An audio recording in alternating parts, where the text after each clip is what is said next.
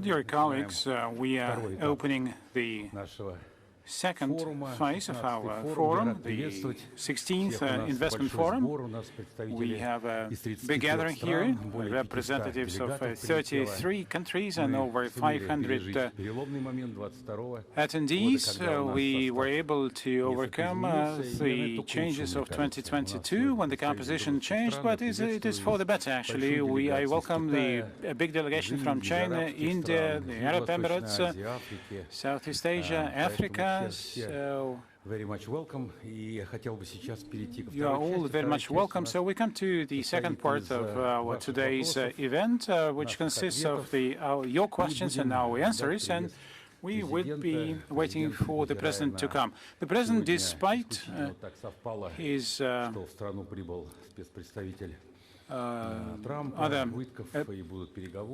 event, Mr. Witkoff came for talks.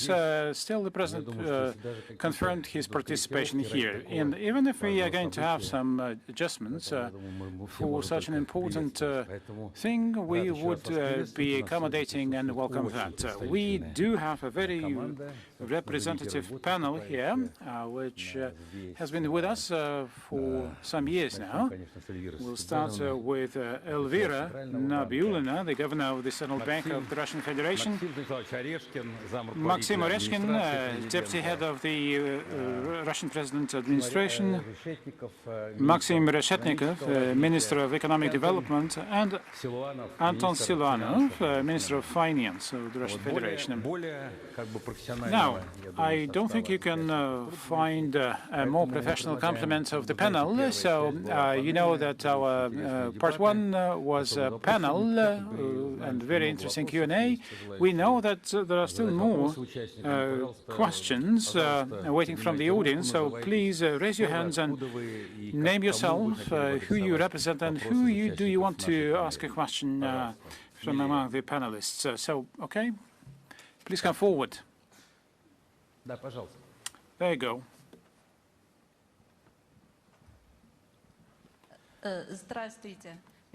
Hello, my name is Sin. I represent Chengtong International, the company which has been quite long represented in the Russian Federation over 27 years. I have a question to Elvira Nabiulina. Dear Elvira Sahibzadana, my question is as follows. Are you planning, or does the Central Bank of Russia and the financial institutions plan any additional measures to simplify the procedures and create new financial instruments so that the benefits of settling in national currencies can be made available to a wide range of foreign companies operating in Russia? Thank you. Thank you very much.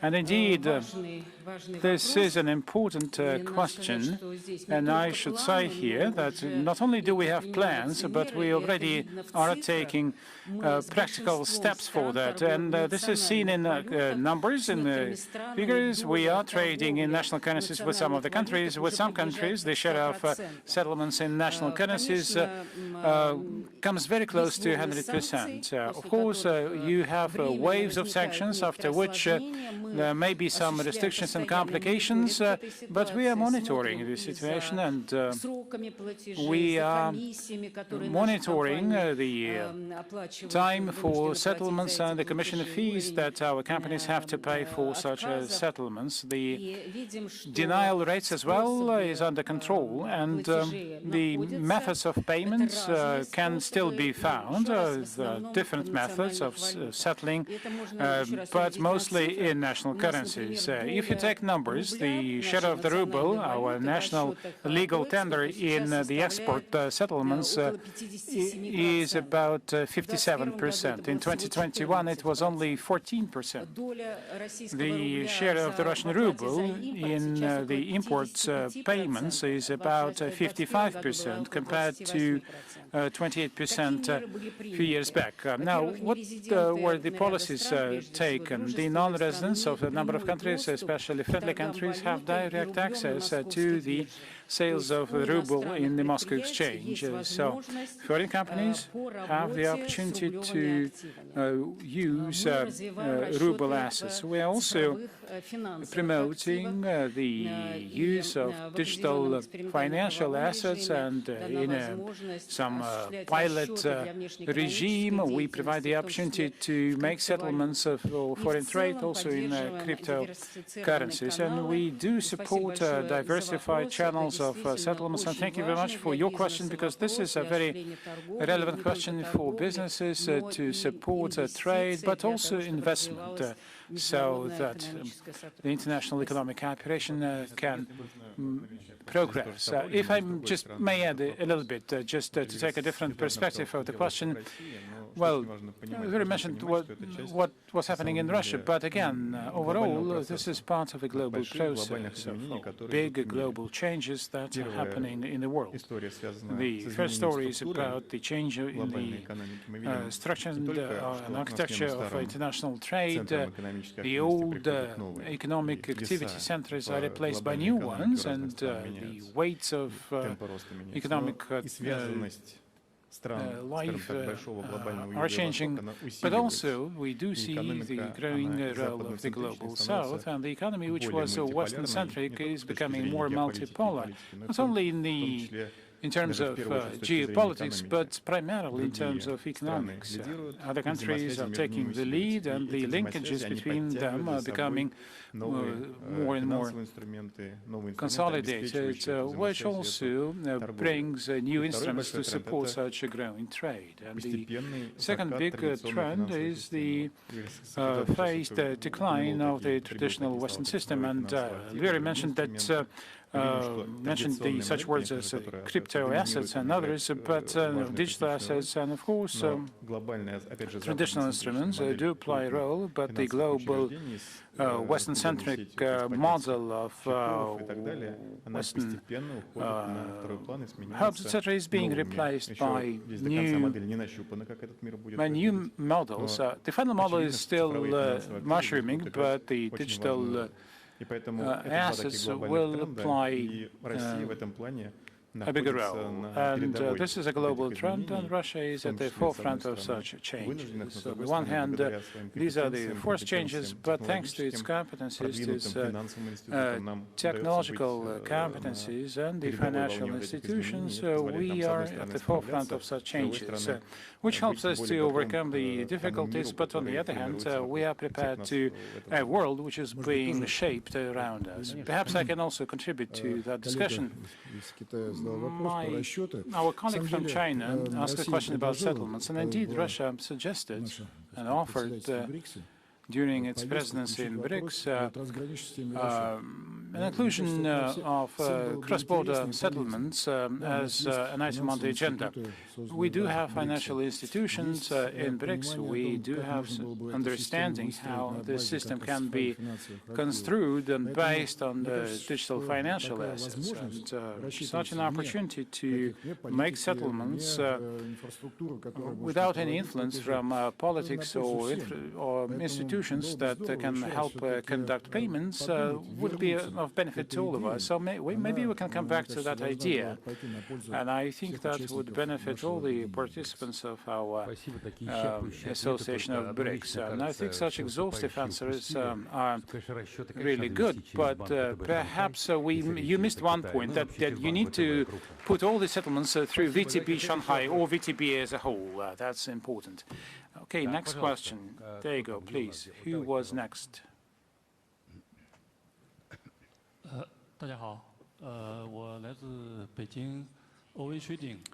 Hello, I come from Beijing. My name is Yan Changyang. There is a Beijing trading company, and in recent years, Sino-Russian trade and economic ties have consolidated and expanded. However, all participants are concerned about the uncertainty of the political situation in the world. And in this regard, do you think that trade and economic relations can develop, and how to make them stable in the longer run? Look, the political environment in China is stable. The political environment in Russia is very stable. So in relations between Russia and China, there are no concerns, and we don't have to doubt anything. And we do see the outcome of economic performance, and indeed most players are not afraid, but rather they are augmenting the trade, and the trend in recent years indeed testified to the fact that the turnover has been growing, and the turnover is based on the political stability which you see in China and Russia. Thank you very much. Maybe we come to the next question. Yes, please. And other sectors are not as active as we would like them to. Dear Mr. Ovechkin, we don't have Maxim Vladimirovich, Maxim Stanislavovich. My name is Li Hongsing, representing the Molniya company. I have two questions for you.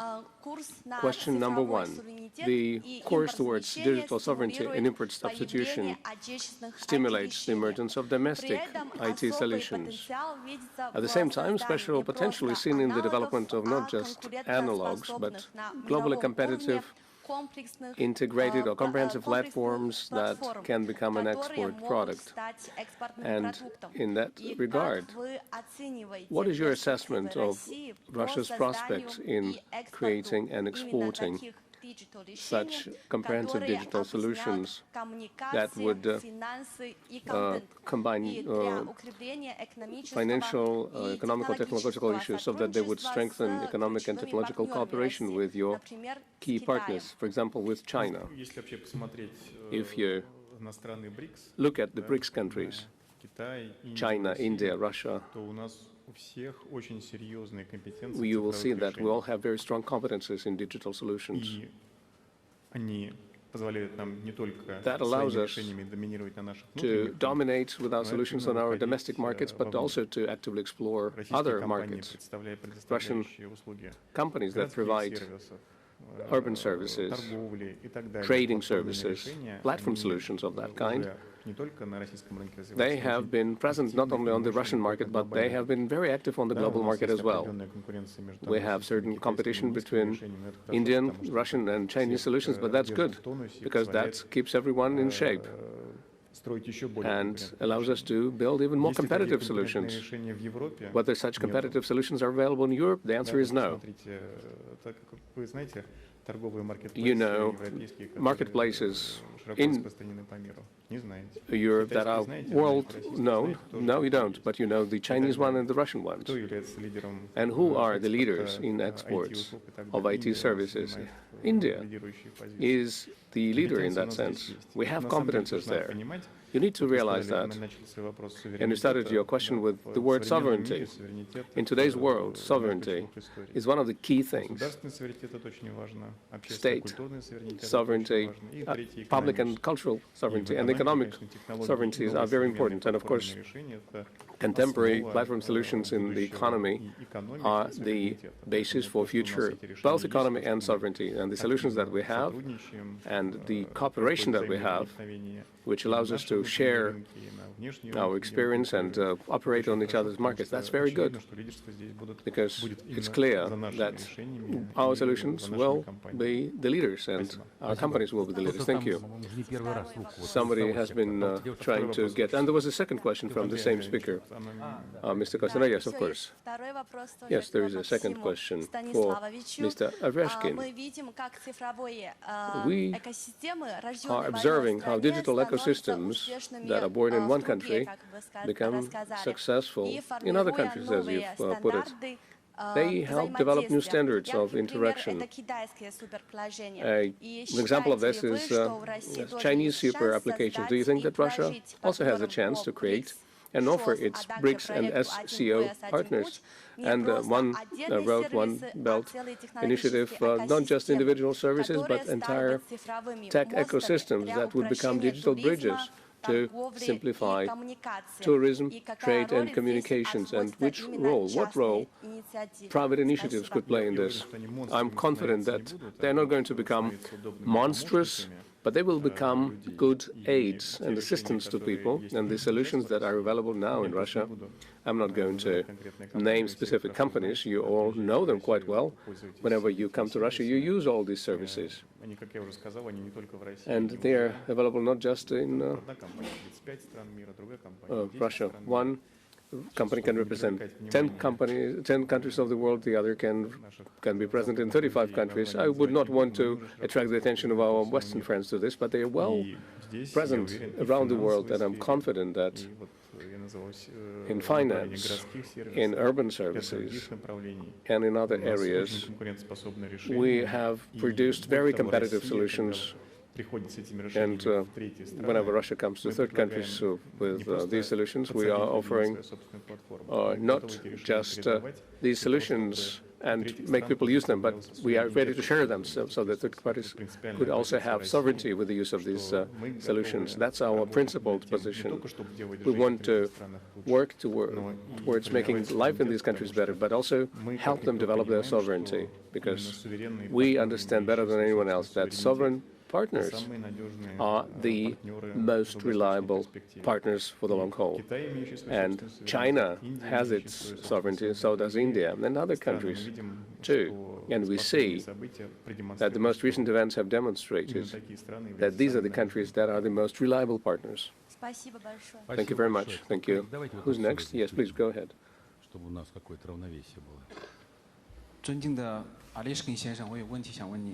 I have a question for Mr. Oreshkin.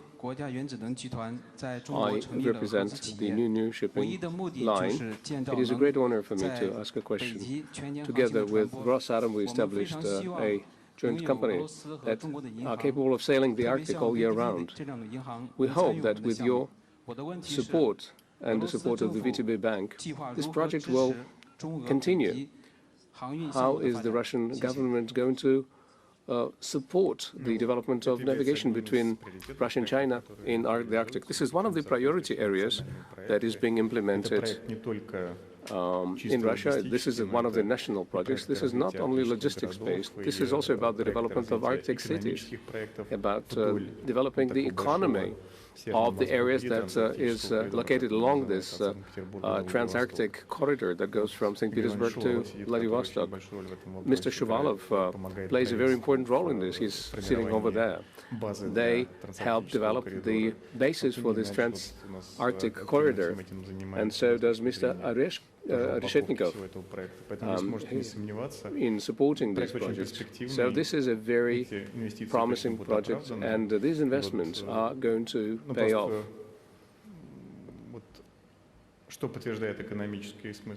And a confirmation of the economic reason for this is this. I was recently at the G20 meeting in South Africa, and I was approached by my counterparts from the unfriendly countries, and the topics that we discussed demonstrated their interest in the development of the trans-Arctic transportation corridor, because that is going to change how cargo flows are going, and I'm sure the investment that have been made are quite promising. Thank you. Who's next? Yes, please. Over there. So you're going to be number 7 then? Respected panel, I'm Ankur Goyal, CEO at Square Up Capital Partners. So my question, there are 2 questions to the entire panel I would like to ask.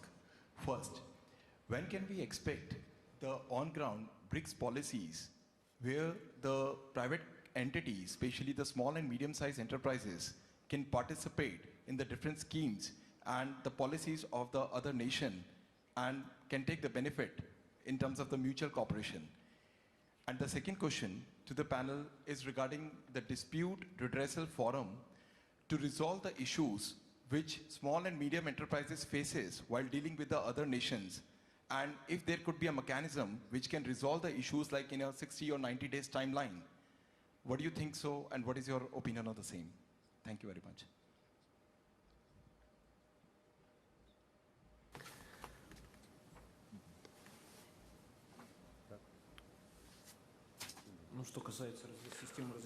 Well, as far as the resolution system for SMEs, there are several areas or pathways we could take. Well, there are agreements on the protection of capital investments, and there are tribunals that could help them agree and resolve their dispute. We don't have that with all of the countries. We have been having discussions with our Indian colleagues on signing such an agreement, and we have signed such an agreement with China and some other countries. So there is an ability to resolve these disputes, but of course SMEs cannot go to large arbitration courts or complex ones. We usually have the pre-trial settlement procedures that exist at the Ministry for Economic Development. We interact with business communities and associations of foreign businesses located here, and usually the number of such disputes is quite small, and we can perform this pre-trial resolution and we find solutions. As for our business, when we work with other countries, we try to work through our missions, trade missions, and intergovernmental committees, and whenever there are issues that arise, we try to help them. If there is a particular case, we will help. Let me add to what Mr. Reshetnikov said. I would like to say that the role of the private companies in the business councils is really decisive, because this is the tool that needs to be strengthened as part of relations between Russia and India. And it's going to be a very effective mechanism, because there's this mediation that is happening without the participation of the state, and allows us to find solutions without complex pathways, but they have the access to the intergovernmental committees and the business representatives, and they will help them. It is clear that the depth of economic relations between Russia and China, Russia and India, I think that is something that needs to be supported by SMEs, because they provide the maximum flexibility and the ability to find the best solution. It is clear that when Russia faced the restrictions in 2022, we needed to restructure our trade, and the small and medium enterprises played a very important role in making sure that this would be happening as painless as possible. So the protection of the interests of SMEs and the dispute resolutions is an important element of making these relations stable. Thank you. There was number 7 over there. They asked the question the last time. Somebody over there. They didn't get the floor.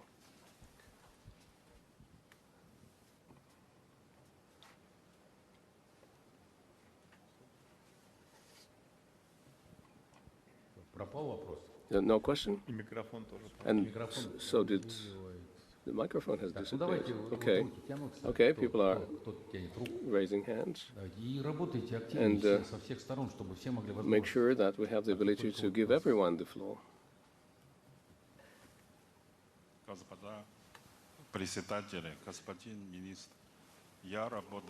Members of the panel, Your Excellencies, Ministers, I work in the field of energy. My colleagues from Russia say that the Russian energy system is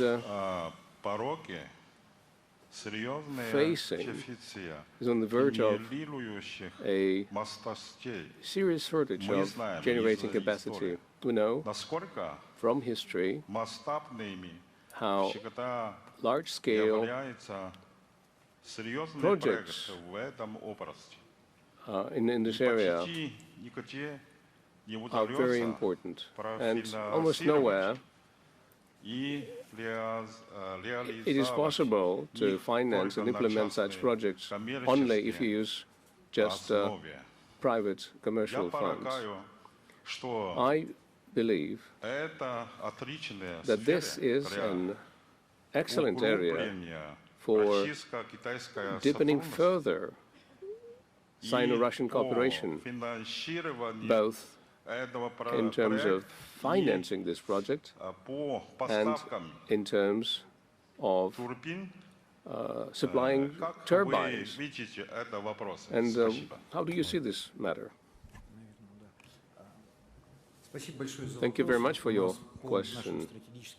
According to our strategic documents, we need to create 155 gigawatts of capacity by 2045.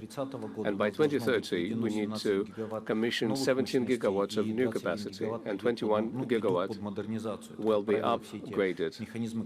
All these mechanisms that have already been put in place, the updating and upgrading of the new capacities in the Russian energy sector are related to hookup agreements to utilities. When large energy companies on agreement with the energy authorities would build facilities, would attract capital, would commission these sites at a certain time, within a certain time frame, then there would be a payment, and that payment would be the payback for the investment. And of course, with all other things being equal, and if there are contests, there are certain circumstances that make the people select Russian equipment. We are not hiding this. This is a part of our policy. There are certain price advantages that we offer.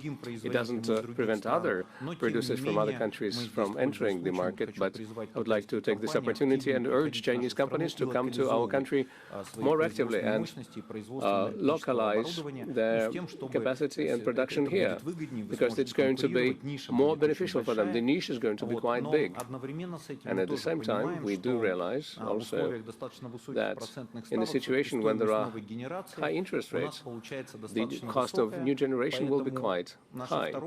And our second area of focus is developing regulation approaches to generation, regulating differences in rates between the day and night prices for energy, so that we could have an ability to accumulate energy, and then there would be an additional payment for capacity, so that the industrial manufacturers who build or upgrade their facilities would know that they would have reliable energy supplies and supply. And we are not in a situation when we build a large energy site and then large investors decided to move forward their facilities commissioning, and the load was less than we would have wanted. So we want to develop regulation in energy so that we could use the capacity that we have as effectively as possible. But we have a major upgrade program as well, so we would like to urge Chinese producers to get localized in Russia. You've mentioned the deficit that is potential. That is not just about Russian economy. The whole global economy is going through a transformation in the field of energy. You all know the numbers, all of those projects that have been announced in terms of consumption of energy by computing systems because of the evolution of AI, and that is very high rate of development. There was recently a major energy fair in Abu Dhabi, an energy show, and the central pavilion was dedicated to AI technologies, and the central part in the central pavilion was occupied by the presentation of the Stargate project, which will consume 5.5 gigawatts of energy, and that is something that is being implemented in UAE. There were major projects in the United States, in China, and other countries. So in terms of demand for energy, the growth rates there are going to be quite high. What is also quite important to understand is that what will transform is the market itself.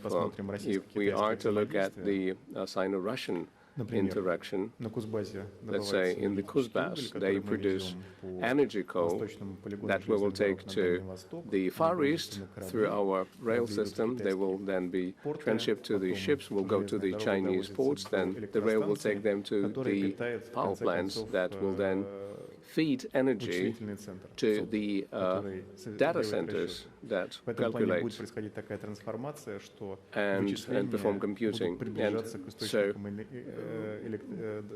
computing will be getting closer to the areas where energy is produced, so that we don't have this very long route for shipping energy, and consumption of energy will be less connected to the specific area where you are located. So the Sino-Russian projects associated with the construction of isolated generating facilities next to the sources of energy, that is something that is quite promising, and we are confident that more than one of such projects would be implemented, where everything would be put together, and you would not be exporting not the energy, but the computing capabilities. Well, if there is a deficit of energy, maybe we should, dim the lights here. I don't think that we're consuming gigawatts. Okay, if that is the case, then let's do it the usual way. Okay, there are questions. Okay, let's have a question from here. Number 7. It's ready. 尊敬的奥利克斯先生，您好，我是来自扬州德云电器的王潘，我们的公司在中国江苏。我的问题是关于中小企业的人才培养和合作的计划。那么俄罗斯，我在与俄罗斯 training and cooperation. We are from the Unilectric, our production located in Jiangsu Province, China. In the process of interacting with Russian partners, we noticed that between small and medium-sized enterprises, there is a lack of specialists of the two countries who speak the language, understand technology and regulatory requirements. 2026-2027 has been declared the year of Russian-Chinese educational cooperation. And what plans does Russia have to train personnel in the spheres of economy, technology, and investment in the context of interaction between them? And would like to invite you to the province of Dansu. Well, thank you very much. In Russia, we have a personal training system for the sector, and including in many of the Moscow-based universities and the Foreign Trade University, which is supervised by the Ministry of Economic Development. And we need to revise and relaunch the system to train experts in foreign trade. And this is not about languages per se, although that is also a priority. But we need to focus on, the business links and the exports and imports. And we know that this is a very long process, which takes time. And that is why we have the system of the Russian Export Center, which is present in the Russian provinces, and helping entrepreneurs dealing with Chinese counterparts. And another additional factor that we count on would be the interaction within the platform-based economy. Many companies are building their links with China to promote Russian exports to China, but on the other hand, to be the mediator and provider of the Chinese goods in Russia. And that is exactly the mechanism where we can organize direct links between the SMEs of Russia and China, partially resolving the challenge of personal scarcity. And of course, we need to be appreciative of that. Just that this is the byproduct of the quick growth of our trade, and by joint effort, by developing the cooperation between the regions, we will be able to find a solution to that. Thank you very much. And any more questions, please? Go ahead.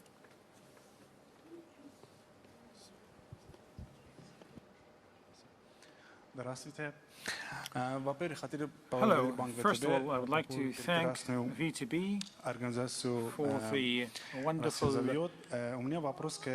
organization of this event. I have a question to Anton Germanch and Elvira Sahibzadovna.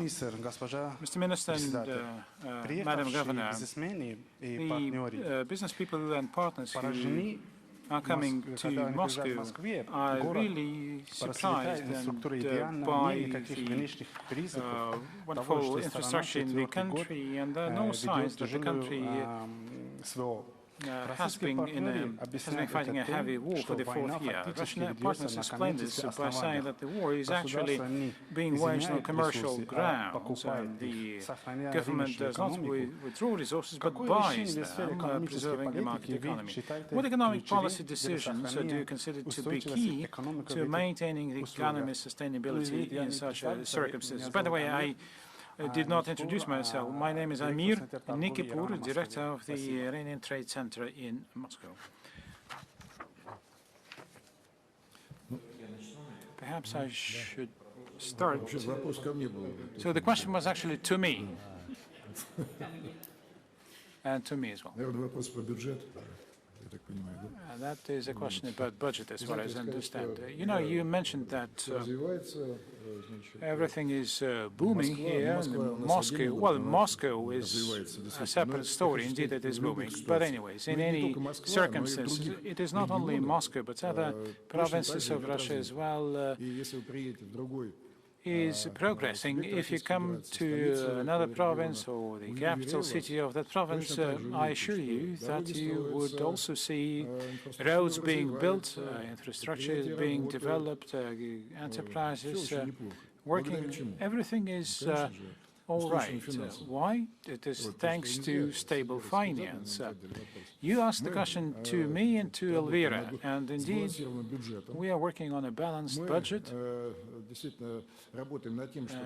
we are working to really find the destinations of fiscal spending so that our economy would be growing, so that our people be getting richer, so that we can help those who are in need, and so that we can also support new technological developments. But the main goal of the Ministry of Finance, on top of everything else that I mentioned, the main goal is to make sure that the budget would be the foundation of a stable economic situation. Now, indeed, we used to enjoy growth rates of more than 4% in previous years, and in the previous years we had very good fiscal stance, and also for the 5 years to come we also had a good budget with its primary budget, and that is actually the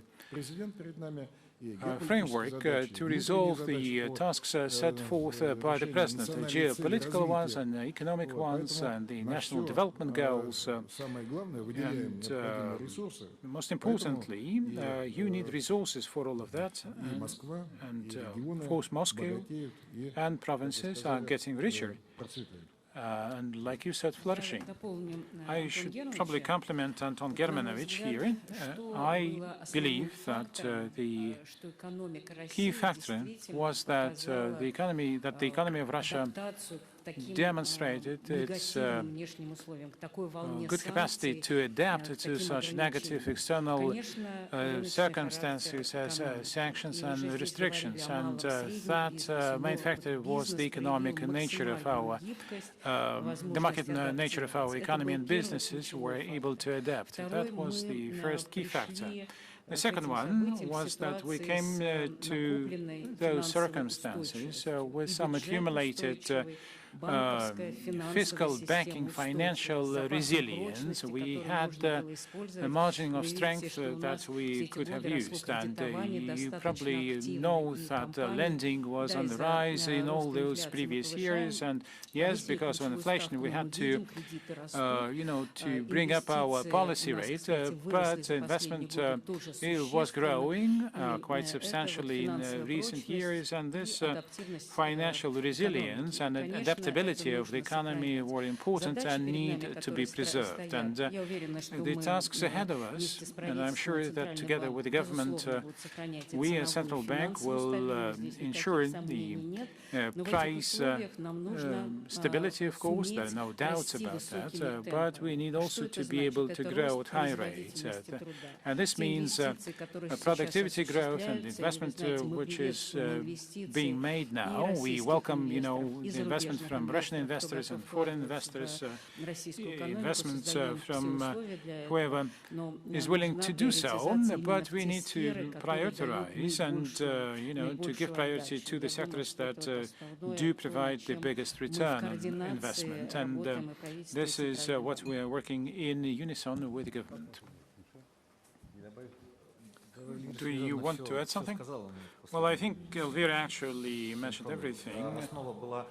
And the idea was to preserve the market nature of the economy, and that was important. We preserved the openness and the freedom in foreign trade activities. In 2022, some people were saying, let's identify some, special importers and exporters, but we were flexible enough, and that really ensured our adaptability. There are certain concerns, and we need to, improve our property rights protection, but the system indeed is working. We do have such protection, and any disputes are being resolved. And overall, this is the basis for our going on, and but that basis needs to be fine-tuned all the time. But we welcome domestic and foreign investors, and their rights are properly protected in Russia.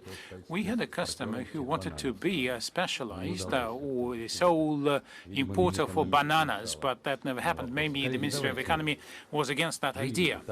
Okay, let's move on. And who's next?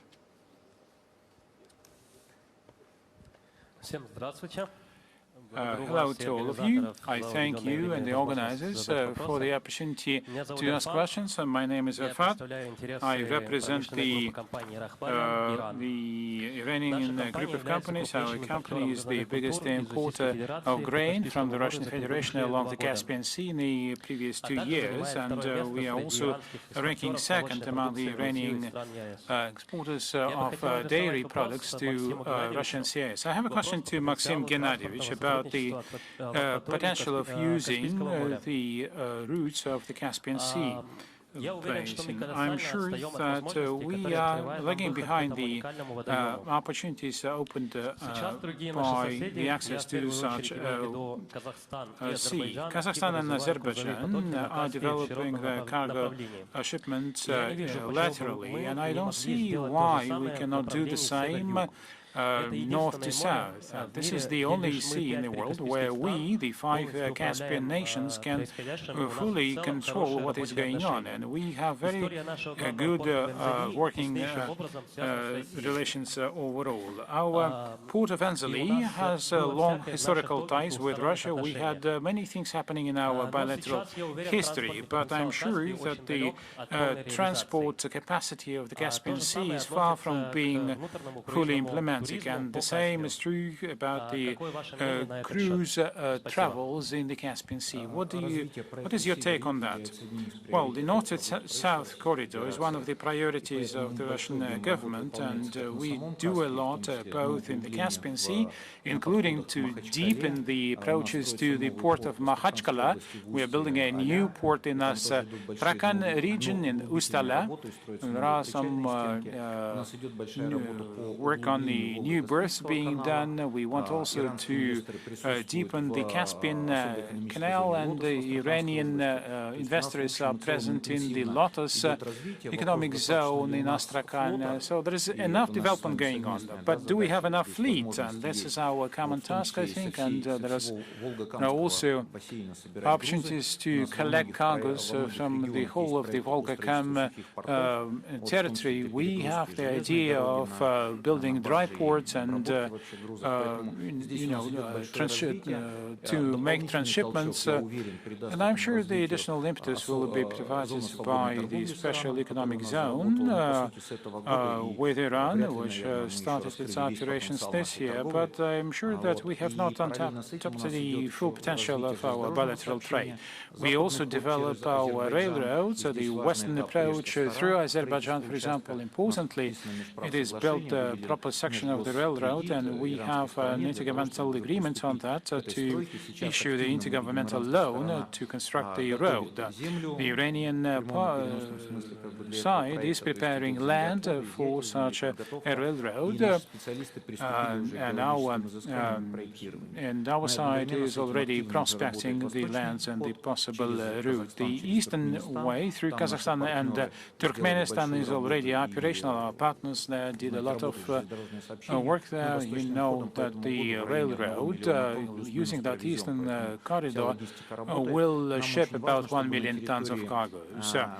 And that, importantly, we want also that Iran would rebuild its railroad infrastructure. Darabas is the entry point in the shore of the Caspian Sea, but we also welcome the development of the Chabahar port, where Indian investors are engaged, and Iran hopefully will complete the work there, and we were expecting a railroad going from that port, and that is going to provide a network that we can fully mutually use, and we need also to work on to use electronic document flow to mutually recognize the ways of bill, and the Russian side is doing a lot and everything which is required for that. And this is a project which even financially is supported on a priority basis and fully. Thank you. So, please.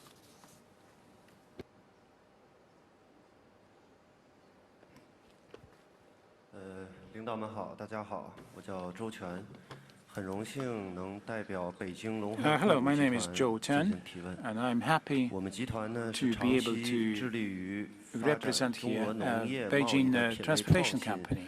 和持续的发展。 I 我 would 们预 like 计在 to 今 ask 年 the 年底 following 前 question. Our 会 group 在 of 中国重 companies 庆 has 打 been 造一 working 个 to expand 专属 the 于俄罗 range 斯 of 产 products 品的 being 保 offered 税仓。 and also 有利于下一步 incentivize 纯正俄罗斯产 agricultural 品在中国的集散和流 production. 通。 We are 我想 going 知道 to also set up a 俄罗斯 forward 是否 warehouse for the Russian 会支 products in 持 China 这类 in 举措， Jiangxi province. 然后俄罗斯政府在 But how much this 未来的这 initiative 段 can 时 be 间内 supported by 是否 the 会 Russian 出台 government? 相关的政策安排？ And 谢谢。 do you think that the Russian government can issue proper instructions for that? Well, undoubtedly, we do support the growth of mutual supplies of agricultural produce between Russia and China. We do see that in China, Russian produce is in big demand. There are some problems, of course, that the Russian products are faked, because we're talking about premium agricultural produce. But that is why we welcome the establishment of good infrastructure, warehousing infrastructure. So we are prepared to work with you, but please formulate your questions and your requests and pass them on to us, and we can work on that with you bilaterally. Thank you. Yes, please. We do have a lady there? My name is Emmanuel Kide, and I'm the honorary president of the French-Russian Chamber of Commerce. I have a question for Maxim Stanislavovich, but it concerns all of you, actually, so you may answer to all of you. French companies were historically one of the main investors in Russia, and employer also. Many of them continue to operate despite many pressure they received from their own countries. Today, there is a risk of Russian central bank assets being seized in Europe. And such action could lead to measures against European companies, the same that choose to stay in Russia and to invest their own fund and also their trust in the country. It would mean the consequences would be big for Russia, actually. It would be big for European companies, it would be big for the French companies. We would disappear, we would leave Russia. But it would be big for Russia. It would be no more investment for the next 50 years. It would be consequences for the next 100 years for Russia. You have an ambitious goal of technology sovereignties, and achieving them requires, of course, also foreign technology. And actually, we need each other. We need Europe needs Russia, Russia needs Europe, and my question is how can such a lose-lose scenario could be avoided? Ну, это первый вопрос Actually, the question goes rather to you and the European politicians, because when you're looking at the policies of Europe, I mean, your hair is raising. You're saying that European politicians are exerting pressure on the European business. This is just, the Wild West. And I mean, it's been so bad in the last few years, but still there's more and more pressure coming. And all those discussions about, the taking the sovereign assets away. I mean, I talked to some leading global investment funds in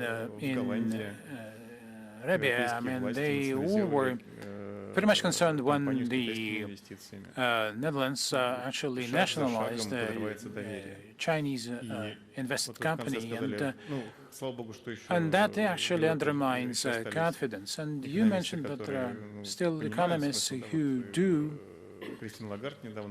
appreciate the consequences. Madame Lagarde today or yesterday actually mentioned that there are different schemes of using the assets would be as the money issuance, and that would totally kill the European economy. And you're saying that, Europe and Russia need each other, but from what we see in recent years, Europe needs Russia more than Russia needs Europe. Russia really is finding natural relationships with other partners like India or China. We do see growing trade and economies. We do deepen our technological sovereignty, and we do enter into various partnerships. I think the problem is in Europe. And there will be no such problems when Europe recognizes that the problem is in itself and in its policies, and will be changing the policies. Ms. Nabiullin wanted to add something to this. Right, that's right. Look at Russia's policies regarding French companies. I think Mr. Reshetnikov has met several times, and I have met with the companies that continue operating on our market. No one is pressuring these companies in Russia. If the companies are carrying out proper business and are developing, implementing projects moving forward, and there are no problems for them. Russian economic authorities realize that the economy depends on companies that create new products and promote them. European authorities have forgotten about all of this. They live in a mythical world, and the numbers we see regarding their public finances demonstrate that. Maybe Mr. Siluanov can join in, and he could say that Russia doesn't want to be like France with a 6% deficit and a debt exceeding 100% of the GDP. No matter which country you take, I mean, you cannot even understand why you're torturing yourself. Regarding our business, we didn't want to leave Europe, but our bank, for example, was basically seized through raiding schemes. All our rights were taken away from us. Not a single kopeck will be left. They told us about the freezing of the assets. There is no freezing. They sell assets. That's just mind-boggling. We hadn't accepted or hadn't expected that our business would be treated in this way. We had cooperated with a lot of banks in Europe for many years. We've done a lot. We've earned them a lot of money. The European banks earned a lot of money, and I'm just taken aback by this. And this should stay in the memory of the Russian businesses for a long time. Let's move on, colleagues. Yes, please. Number 2. Over here.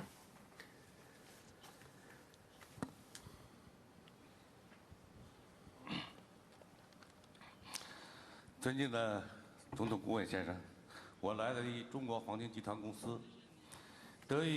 Mr. Oreshkin, I represent China National Gold Group, and right now, in the Transbaikal region, we're implementing a project with the annual ore processing capacity of 12 million tons and an annual gold production of 6.5 tons. Russia indeed has very rich mineral resources, ample mineral resources. And Russia, in that sense, is a very attractive market for investors who represent the mining sector. At the same time, Russia and China have very long history of cooperation. I would like to ask you this question: how will Russia continue to ensure the stability and transparency of foreign investment, in particularly in the mining sector, and given the special conditions for mining in regions such as the Arctic, Siberia, and the Far East, will Russia launch more specific plans for technical support and infrastructure development to help foreign enterprises in these regions participate more effectively in the development of ultra-large mining projects and achieve mutual benefits? Thank you. We've with regard to the investment projects that are being implemented in Russia, we are looking at them very attentively. We try to support them at all levels, at the regional and the federal levels. We have the Development Corporation, and Igor Shuvalov is in charge of large projects. We have major mining projects with the participation of foreign investment, and he supports these projects and provides assistance. So the whole line of support is there. What Mr. Reshetnikov has said regarding potential disputes, fortunately, we don't have them. And if they do start to emerge, we manage to resolve them quickly. So we have all of the prerequisites. You can direct any of the questions you have to Mr. Reshetnikov, but I think we have created such a system that does not assume that there would be a lot of additional requirements, either at the regional and the federal level. And support will be provided at all times. If the project is implemented in accordance with our legislation, nothing is breached, and there will be no questions for that. So we welcome that cooperation because we have a long border between Russia and China, and that means that the results of our joint work, the product of your company, can be exported freely without any influence of third countries. And everything is going to be quite balanced here. So if there are any issues, well, there's a set of measures from regional to the national level where this can be resolved.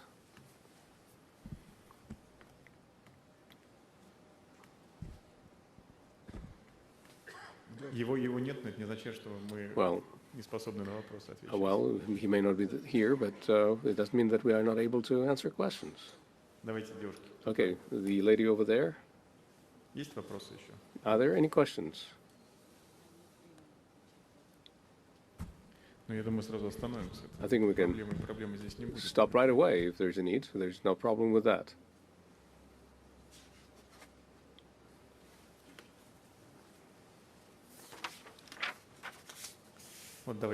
Okay, over there. Go ahead. Hello. I would like to thank the organizers for giving me the opportunity to participate in such a great event. My name is Amin Heidarzadeh. I'm from Iran. I am CEO of Ricoflot, and the company is a logistics and grain trading company. If I may, I would like to ask the question and direct it to the minister. We are really closely monitoring the dynamics of the Russian economy. We have seen how Western capital has been flowing out since 2022, but we also saw the strength of Russian business, which quickly occupied the vacant niches. Now, in 2025, everything looks like the situation has stabilized. So a strategic question, therefore, arises: does Russia see its future in just full reliance solely on national capital and domestic resources? Or, alternatively, is Russia still interested in us investors and partners from friendly countries also entering the Russian market and taking part in its growth. Perhaps there are already specific decisions that are aimed at creating conditions for us, taking into account the sanctions that exist and the international situation, something that will allow Russia to once again increase the share of international capital in its GDP. Thank you. Thank you very much for your question. We don't have any problems with the Iranian investors or with friendly countries. We haven't had them, and we don't have them. Indeed, entrepreneurs from those countries that had introduced sanctions against Russia have left the country. In some cases, they did it on their own volition. In other cases, they were pressured to do so by their governments. But that was their choice. And the companies that wish to continue working here, they continue doing so. And they keep making good money. By the way, now you can make gains on the financial market and in the regular economy as well. That's why we are quite interested in this type of investment. We welcome inflow of investment from any country. We even have a decision that is in effect this year. If investors invest in our economy, no matter what country they are from, they will have no issue whatsoever with repatriating the income or margins they make here. That's the arrangement we made. A decision like that has been made. So we have been supporting foreign investors. We are creating conditions for them that are similar to the ones that we provide to our own companies. We provide structural support. We subsidize interest rates in other cases. So these are, in essence, the same kinds of preferences that apply to local companies. And therefore, we are very much interested in making sure that our companies develop as well and do occupy the niches that had gotten freed up by the companies from unfriendly countries. But we're always in favor of good competition. And yes, ladies and gentlemen, the President of the Russian Federation, Vladimir Putin.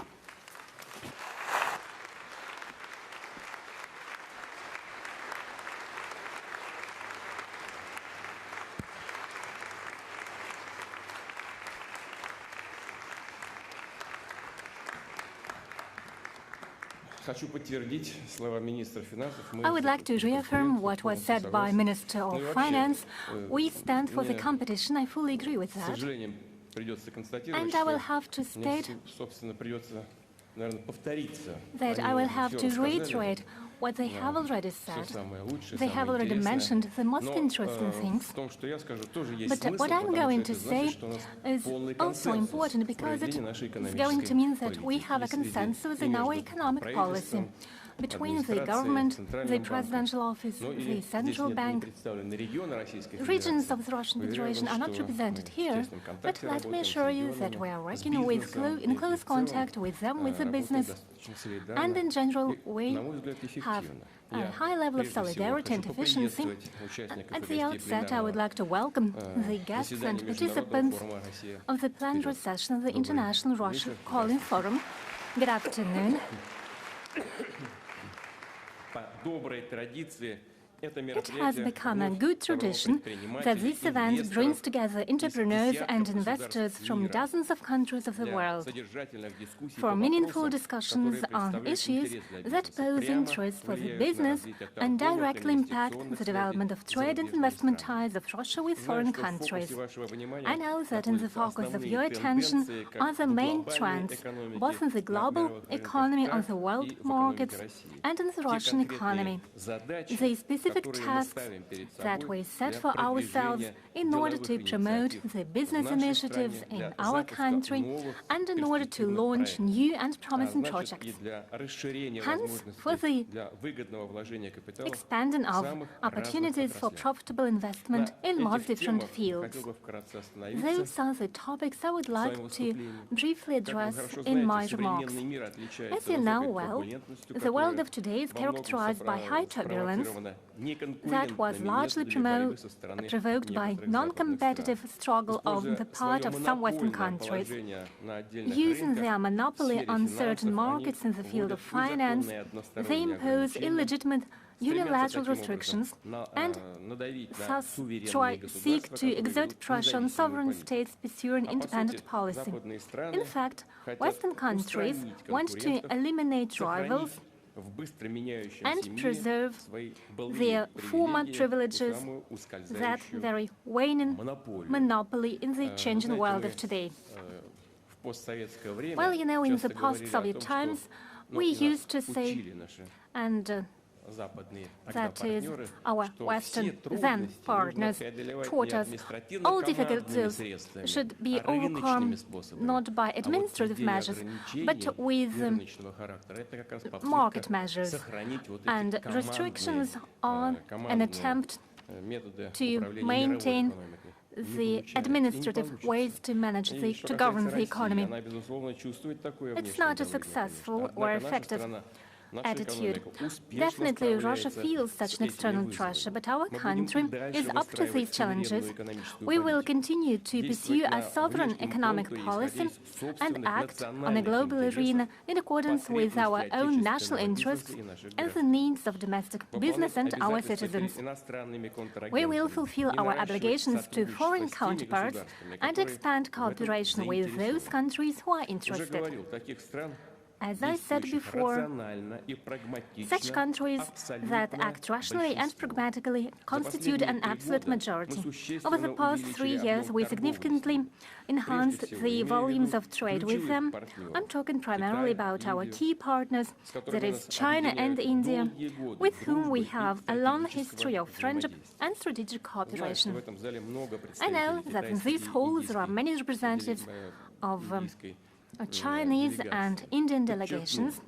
Let me stress, we are willing to give a new quality to our cooperation with the People's Republic of China and the Republic of India and enhance its technological track. Many joint projects in energy, industry, space, agriculture, and so on serve exactly this goal. As regards the economic agenda, we have established a meaningful dialogue with President of the People's Republic of China, His Excellency Mr. Xi Jinping. We are going to address these very topics in detail with His Excellency Prime Minister Narendra Modi during my upcoming visit to India, including the increase of import of Indian goods to our market. Definitely at this session, we have addressed the import element of our strategy. And this definitely concerns primarily India, as we talk about issues related to the trade balance. I'll reiterate, Russia is open for cooperation with foreign business, both in the field of trade and in the real sector and on the stock market. Our country offers big opportunities to entrepreneurs and investors, and stability of major macroeconomic indicators guarantees the stability of such work. For example, we have the unemployment level at a record level of 2.2%. Well, probably I'll have to reiterate what was definitely already mentioned here today. 2.2%, that was the level of unemployment in September, and it is low not only for Russia, but also for most large economies of the world. The situation with the public finance remains stable. We have taken timely decisions concerning both the income and the expenditures of federal budget. At the same time, we in full measure financed the key priorities. Those are social obligations, defense and national security, as well as our tasks related to the achievement of national development goals. The budget for the upcoming 3 years was designed so as to decrease the impact of foreign risks and enhance the share of non-oil and gas income, and it observes the budget rule and demonstrates a moderate budget deficit. Well, look at some countries. The European Union, for example, we plan 1.2% for the coming years. Let me stress, you've definitely already mentioned the sovereign debt of Russia. It is at less than 20% of GDP, and it's one of the lowest indicators in the world. We continue to pursue a balanced and responsible budgetary policy. We take consistent decisions as regards monetary policy, and we managed to achieve a slowdown in inflation. Let me stress, it was a key achievement of this year, while in March we had a double-digit inflation. Now inflation is less than 7% year-to-year, and by the end of December it is estimated to be at less than 6%. That is lower than was forecast by the government and central bank. Our experts now calculate, taking into account various parameters, but in general it looks as I have just said, and we hope this trend will maintain. At the same time, there is a slowdown in economic growth over the past 9 months. The GDP of Russia has grown by 1%. In the third quarter, the growth of GDP was at 0.6%. Year to year, we estimate the GDP to be at the level of 0.5 to 1%. That's what we expect when the central bank set the key rate. At the same time, there are certain imbalances. In some industries, the output in this year not only didn't increase, but decreased. Are we satisfied with such trends? No. I'll remind you that in December, the government and central bank were given principled tasks, namely to ensure a transition to a balanced growth model, to preserve a low unemployment level and a low inflation level, and at the same time to effect structural transitions and changes in the economy, with the goal to reduce the share of grey and black market and enhance its compatibility. We'll discuss it in more detail in 1 week at the session of the Council on Strategic Development and National Projects. Primarily, we should seek a great investment growth and invest in the development of production and services. We need to launch new projects in industry, agriculture, infrastructure, high-tech, tourism, and so on. Over the past 3 years, investments were growing at a very high rate. In 2022, they were at a level of 6.7%, 2023 at a level of 9.8%. In 2024, the growth of investment was at 7.4%. This year, the growth is more moderate, but in general, it remains positive growth. What's the main reason? In some economic sectors, there was a decrease in the profits of the companies. That is, they have fewer funds for investment, fewer own funds for investment, and the price of bank loans, the domestic business used to finance its projects, objectively grew. Well, over the past years, our financial sector managed to readjust its work.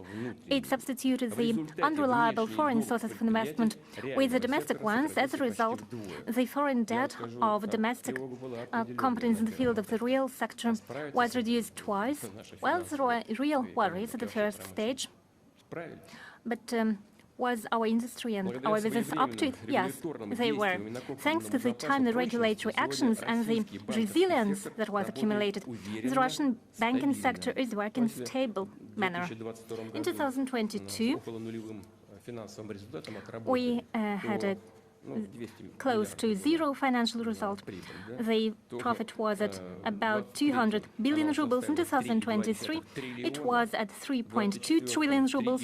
In 2024, at 3.8 trillion rubles. And according to the estimates of the Bank of Russia, in 2025, the banking sector will have a profit of 3.2 to 3.5 trillion rubles.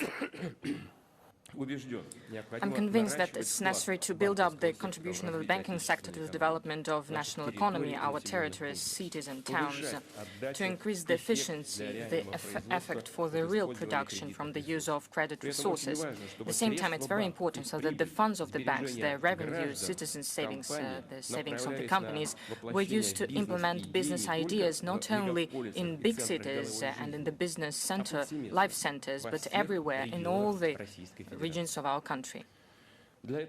That is why every entity of the Federation has already introduced a regional investment standard. At the regional level, there are development agencies being launched. They provide support for investors. They suggest how to register lands, how to obtain support mechanisms, how to solve infrastructure issues. But very often, big projects, given the scale of implementation, they go beyond specific region. The same goes for foreign investment. Maybe a federal view would be useful where our foreign partners could implement this or that project and what federal support measures they could use.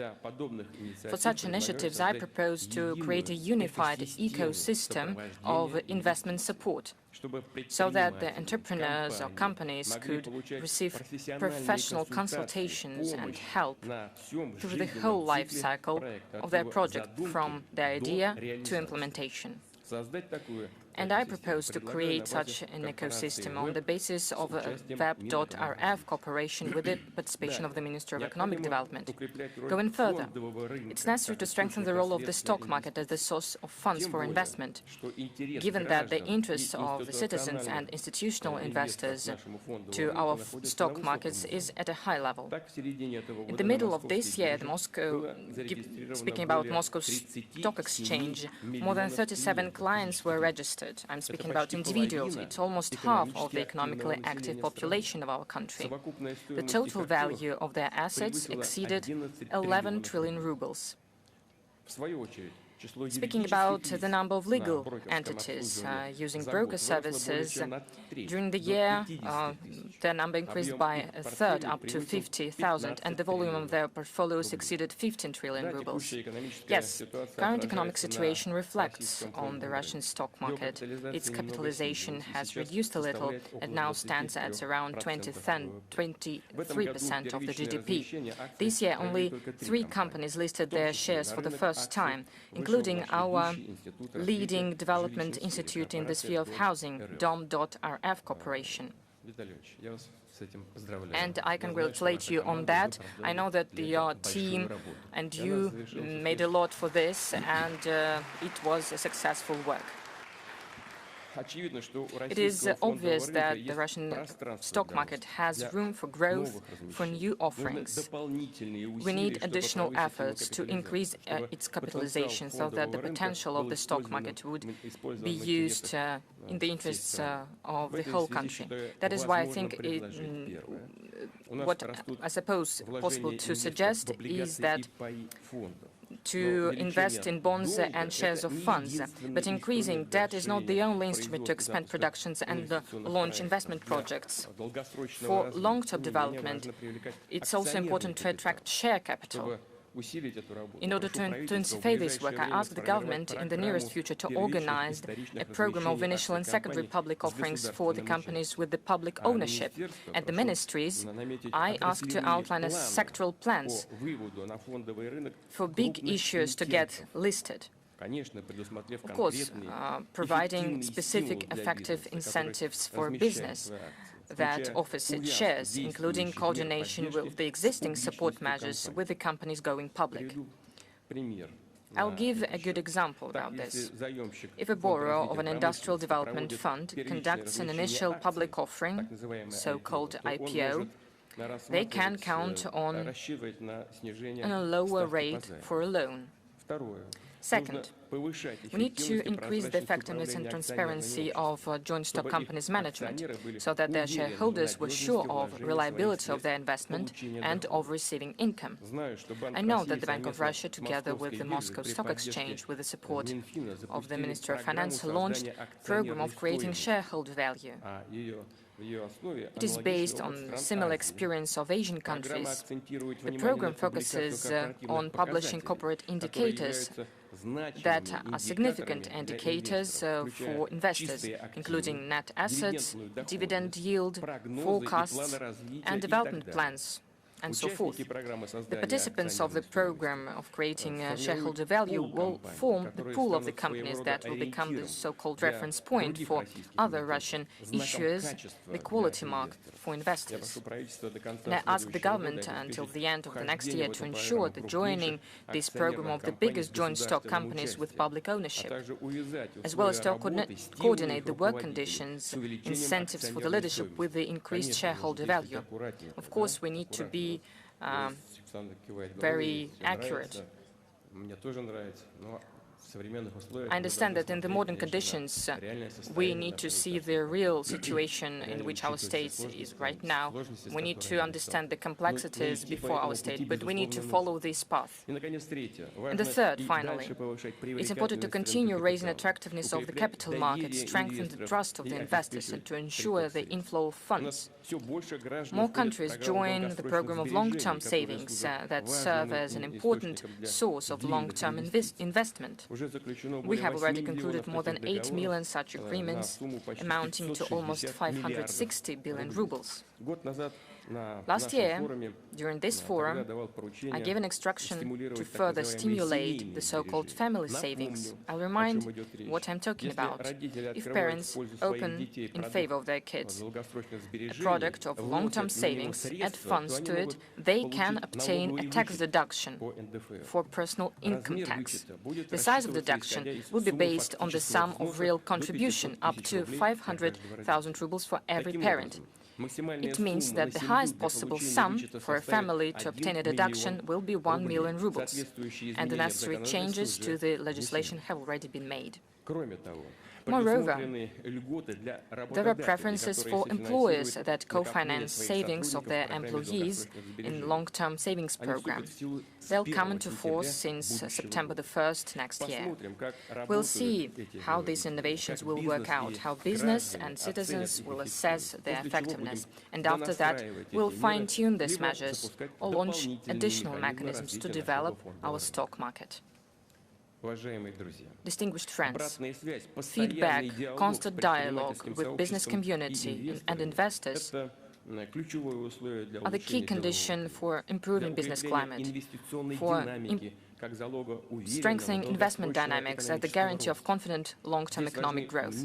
It is important to take into account opinions, proposals of national business and our foreign partners, as well as the best foreign practices. We also need to assess our own experience to solve tasks and problems that our business considers to be of paramount importance.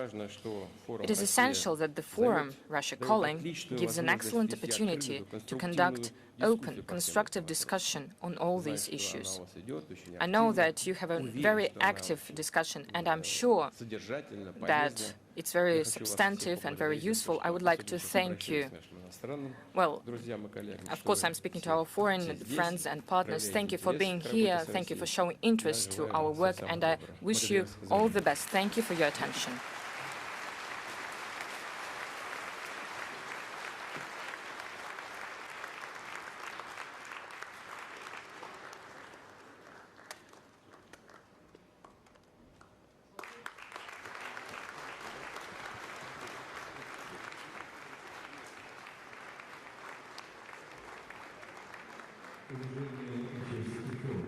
Participants of the forum, the plenary session is over. Please don't forget your personal articles in the room. The plenary session is over. Please don't forget your personal belongings in the hall.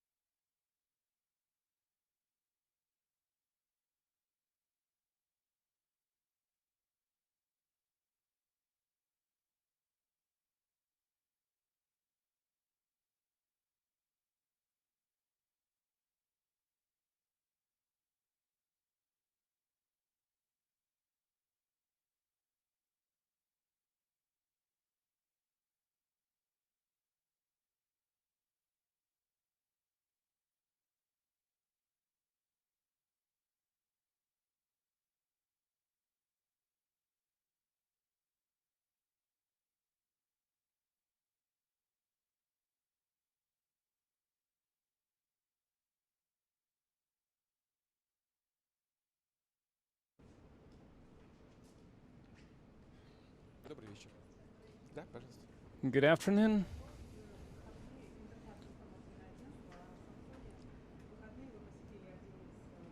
During the weekend, you visited one of the command posts of the Russian armed forces, and you discussed the capture of the city of Krasnoarmeysk. Is it fully controlled by the Russian armed forces currently? Well, great significance was given to the city both by Ukrainian and Russian army, and it truly holds a great significance because this town is not just an infrastructure hub that holds a lot of communication lines with other regions, but the most important thing is that overall,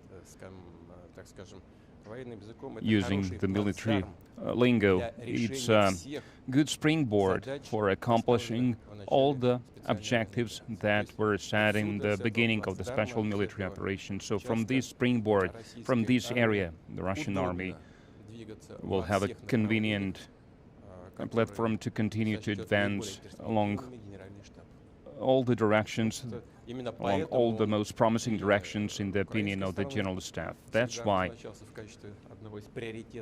for the Ukrainian army it was one of the priorities in the Donetsk People's Republics, and the same also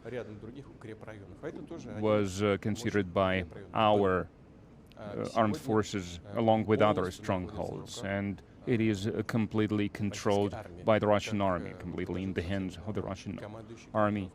Is the head of the center group of forces reported some days ago, and the reason there are still doubts, if this is true, well, if there are doubts, and we have already mentioned this, I have already suggested this. I suggested to your colleagues, to foreign journalists, even Ukrainian journalists, we are ready to provide this opportunity, to give this right to visit Krasnoarmeysk and to make sure to see with their own eyes what's happening there. Who controls the town? When we did this, when we suggested this a few weeks ago, Ukrainian Foreign Ministry gave a warning. They stated that they are against this. They started threatening journalists and so on. But currently, the Ukrainian Foreign Ministry has nothing to do with this, because this city is completely in the hands of the Russian armed forces. Of course, there is a certain danger in this regard, because the line of contact is very near and the drones are in the air. But Russian conflict correspondents, military correspondents work there, and I'm sure that those journalists in the West who perform their duties with integrity, and they want to deliver the truth to their audience, to their readers, about what's happening there, what's happening in Ukraine. I'm sure there are such journalists, so we will make everything to ensure their safety and security, and we are ready to show them around all the blocks, all the neighborhoods in Krasnoarmeysk. And the same goes for Kupiansk. Mr. President, hello. Just yesterday, Zelensky said that Ukrainian armed forces are still in Kupiansk. What did he mean? Well, for several weeks now, Kupiansk is in our hands completely, in its entirety. I believe the leadership of Ukraine are currently busy with some other matters. They don't care that much about what's happening on the battlefields. It seems they live on some other planet. And when you travel so much begging for money, probably it's difficult to follow the recent developments in the economy or the front lines. As for Kupiansk, it consists of two parts. One part, the bigger part, the main part, the city center, it's on the right bank of the river, and smaller part is on the left bank. The Russian forces control both the right bank territories and the left bank territories in their entirety, completely. And a little bit to the south, along the same river bank, there is another settlement that is called Kupiansk-Uzlovaya.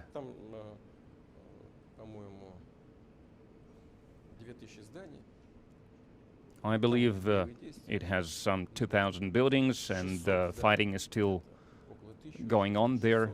Some 600 or 650 buildings are in the hands of the Russian army, and the Russian army keeps advancing. And I believe that in a few days we will capture this town as well, but it's a separate matter. And I would like to remind you that on the left bank of the river, we have 15 battalions of the enemy blocked there, and the Russian troops started to eliminate this grouping of the enemy forces. You are going to meet with Steve Witkoff, who traveled here to talk to you. Basically, the negotiations are going on only with the American side. Why are the Europeans keeping silence? Well, they are not keeping silence. They were offended by being cut off from the negotiations, but no one did that. They did it themselves, because we maintain a close contact for some time. Then they cut off all the contacts with Russia at their initiative. Why did they do this? Because they now use this slogan of inflicting a strategic defeat to Russia, and I guess they still have this illusion that it's a possibility, even though I believe in their mind they understand that this possibility is a matter of the past, but they cannot admit this, they cannot acknowledge this, so they shut themselves off this process, out of this process, and now when they see what's happening, and they don't like what's happening, and they started hindering the current administration, the current US administration and President Trump, to accomplish something via the negotiations. So they refused to hold any negotiations, and now they are trying to stop President Trump from having any negotiations. Thirdly, they have no peace agenda. They are warmongers. Even when they are trying, allegedly, to introduce some changes, some adjustments to the President Trump's proposal, all these changes have only one goal in mind. They are aimed at blocking and putting to a halt this peace process. They are trying to make demands that are unacceptable for Russia, and they understand this, and then later they would try to blame Russia, accuse Russia of stopping this peace process. This is their objectives, and we can clearly see that. That's why, well, if they want to go back to the reality, considering the reality on the ground, then they are welcome. We are not against this. Sierto today, he said that there might be a war with Europe. He says that NATO, its European member states, they are planning to start the armed conflict by 2030. It's a serious thing. It's almost a sensation. So what do you think about this? Are we getting ready for anything?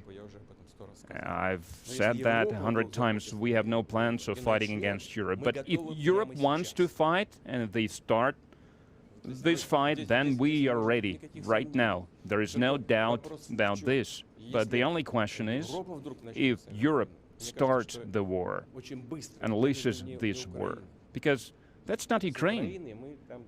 With Ukraine, we use some surgical means. We are trying to be really careful, because you understand why.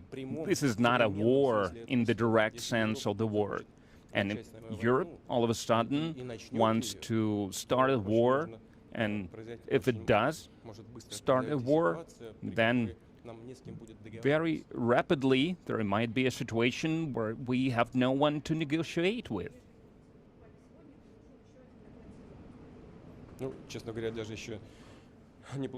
Well, honestly, I did not receive information yet. I know that it did happen, these attacks against tankers in neutral waters, or even in the special economic zone of a third country. This is piracy, nothing else. Before that, the Ukrainian armed forces tried to attack our seaports. We reciprocated. I would like to emphasize this. We reciprocated with similar strikes. And I assure you, these strikes were much more powerful, much stronger. And first of all, they were launched against the vessels, against the ships that were used to supply military equipment and ammunition to Ukraine, and we hit precisely where we intended to. And you can see it from the explosions that were caused by the strikes, secondary explosions, secondary detonation. And what's the Ukrainian armed forces doing now? That's piracy. What kind of response could be? We can enhance our strikes against the port infrastructure and against the vessels that are entering Ukrainian ports. That's one. Secondly, if this goes on, then we will look into the possibility, I'm not saying that we will do this, but we will consider it to perform some actions against the vessels of those countries that are helping Ukraine with performing these piracy actions. So we might cut Ukraine off the sea to stop them from being involved with these piracy tactics.